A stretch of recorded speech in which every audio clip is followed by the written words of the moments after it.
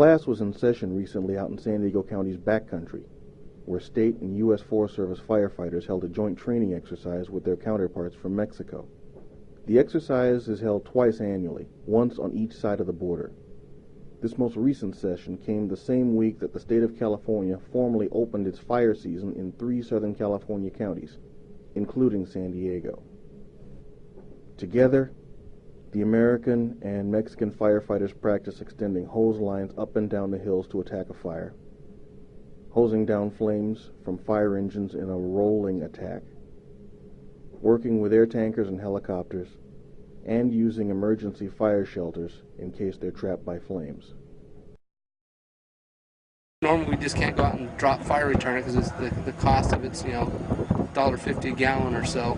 And today, because we have a trainee pilot learned to be an air tanker pilot, he's going to have to go out and drop retardant somewhere today, so we incorporated that into the drill. Known in Spanish as bomberos, units from the Tijuana and Tecate fire departments, as well as Baja California state and Mexican federal fire crews, spend about half a day working on joint procedures and on slicing through binational red tape at the border.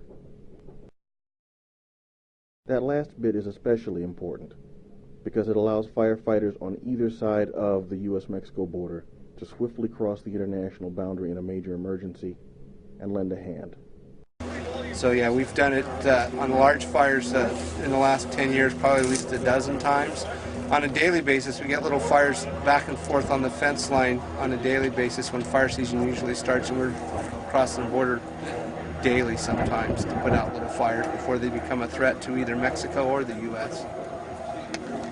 Largely overlooked amid all the superheated political rhetoric over illegal immigration, the fact is that CAL FIRE, formerly known as the California Department of Forestry and Fire Protection, has had a working relationship with Mexican firefighters in Baja California for about a decade, and each has crossed the border to help the other fight fires. Firefighters it's an international brotherhood, and we don't recognize borders for the brotherhood of the fire service worldwide, let alone just the U.S. and Mexico side of it.